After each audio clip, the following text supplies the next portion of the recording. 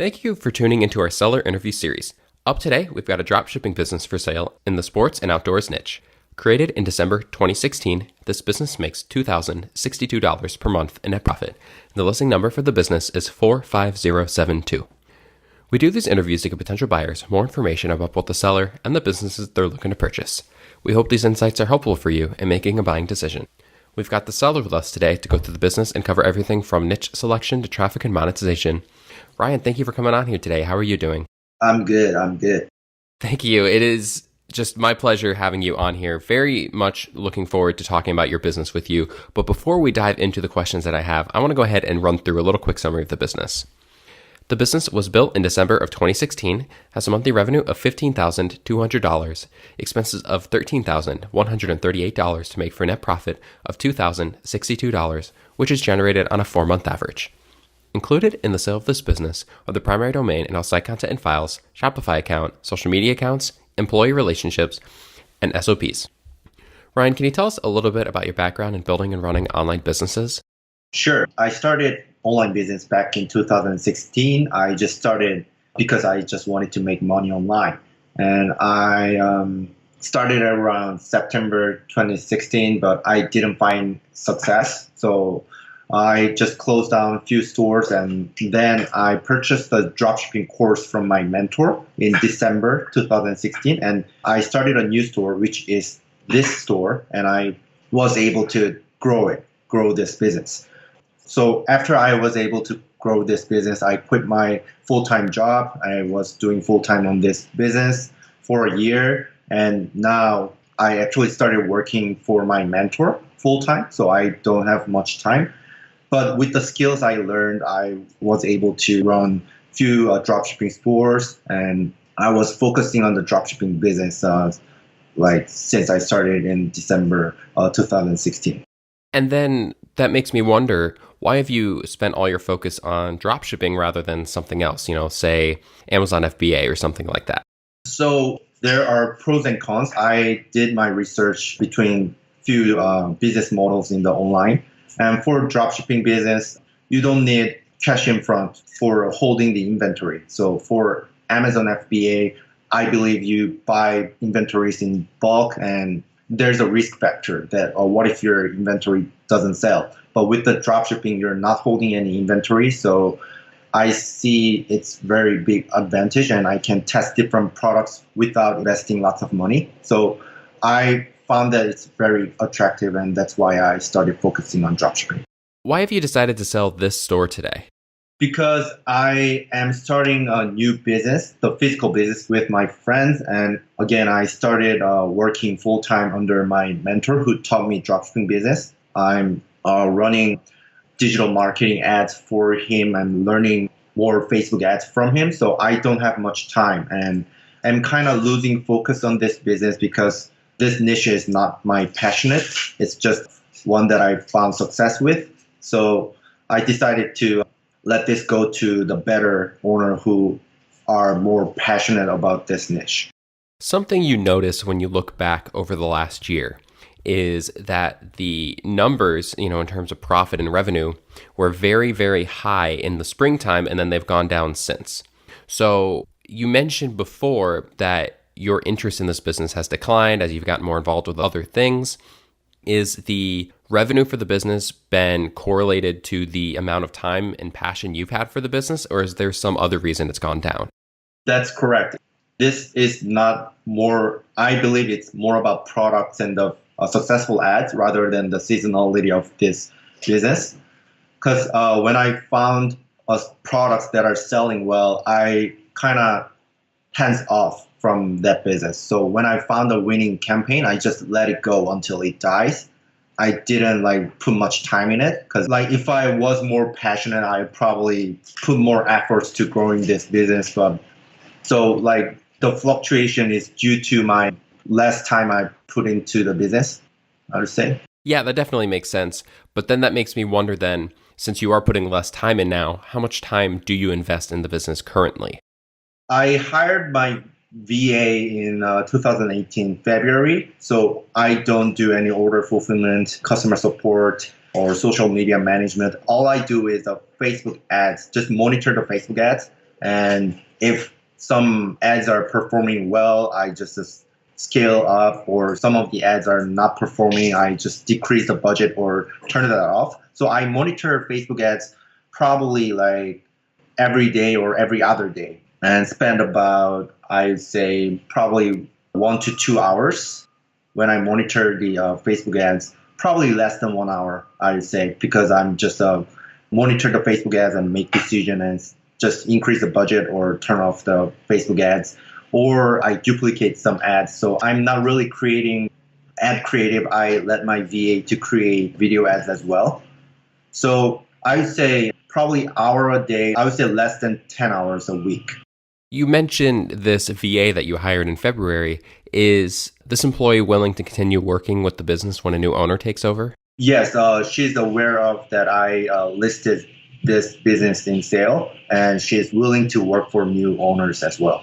When talking about the marketing that you do for the business, before you had already mentioned Facebook ads, but do you do anything else to drive traffic to the business, or is that the main traffic source?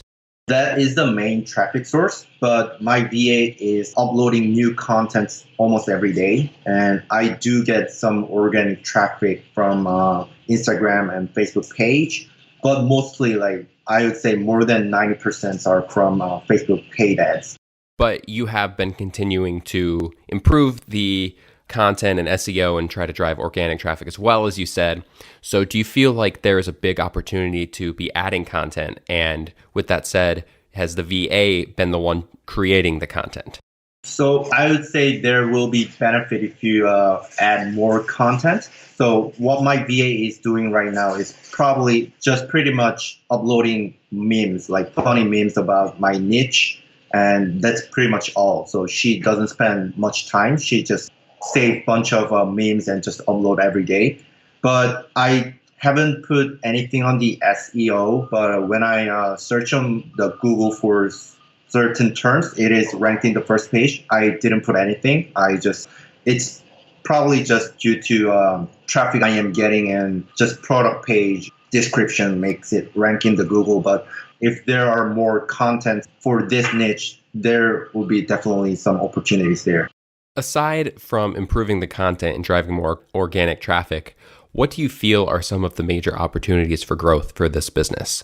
So for this business, I already have selling products that are consistently selling. So for that products, if you source that products in bulk and store in the warehouse, it will drastically decrease the product cost and also decrease the shipping time as well, like customer satisfaction. For example, right now, our customers are fairly satisfied with the repeating customer 10 to 20%. But if the shipping time is decreased, I would say the customer satisfaction will grow and grow. Do you feel like there are any potential risks associated with this business that a buyer should be aware of? So basically, I'm sourcing products from where the platform is pretty much available to everyone. So if someone just goes into start selling my products, there will be competition, which is a rise in the Facebook ads cost. But what I observed is, since I've been running this business for almost 2 years, my Facebook pixel is really matured and it's trained to my niche. And if I just go for Facebook interest targeting really broad, it just sells well compared to the new pixels. So I tested with since I am running multiple dropshipping business, I noticed that new pixels are really need some investment into that pixel to be selling well in the Facebook. But with this matured pixel, there's some risk in the competition if someone is selling the same products. But with the mature pixel, you get some advantage over that. Sorry if that makes sense. Yeah, definitely. So you mentioned before that you purchased this dropshipping course and you had a mentor who trained you and brought you up to speed with dropshipping. Would you have any resources that you could share with the audience here for anything that might be helpful in them in learning how to start a dropshipping business? So for dropshipping business, so it's more about the product. So you find. So So since you're not holding any inventory, you have advantage of testing many different products. And of course, when you test the products, it requires some investment in the Facebook ads. But once you find the winning products, it all pays out for the test and you get serious profits once you find the winning products. And I would say if you put more time into business, it's likely to grow more like faster and faster. So if you when you find the winning products, don't just let it go and just do nothing like me. But if you put more times and find more winning products, it will grow significantly for your business. Ryan, would you commit to a non-compete? Sure, yeah. I would not go into this niche again. So I definitely would not compete. Mm-hmm. And how much support are you willing to offer a new owner during the transition period? I will go for 2 months email support and as well as 6 coaching call, 6 30 minutes coaching call. So 6 sessions of a 30-minute coaching call. And are you willing to negotiate on something like an earnout? I need some capital for new business opportunity right now. So I need some cash investment, but if at least 80% are paid up front, I'm willing to do the earnout. Mm-hmm. Awesome. Ryan, thank you so much for taking the time with me today. I do have another question for you, but before we get to that, I want to go ahead and run through that quick summary of the business again. The business was built in December of 2016, has a monthly revenue of $15,200, expenses of $13,138 to make for a net profit of $2,062, which is generated on a 4-month average. Included in the sale of this business are the primary domain and all site content and files, Shopify account, social media accounts, employee relationship, and SOPs. Ryan, after all of your experience with this business and looking at it today, why do you feel like it is a business worth buying? I see there are very great potential in growing this business. If I had more time, I definitely grow it much, much higher. And when I recall previously, last year, I was doing very well with this business. At that time, I was really passionate into this. So if there are persons who is very passionate with this business and with this niche, I see a large potential in this business growing. Ryan, thank you so much for taking the time with me today. Thank you. If you're watching this on YouTube, subscribe to our channel. And if you want more information, the link will be below the video that will take you to this marketplace listing. If you're watching this on the listing site and want more information, become a depositor today. When you make the deposit, one of our business advisors will be in contact with you, and you'll be given everything you need to review this business. Have a great day.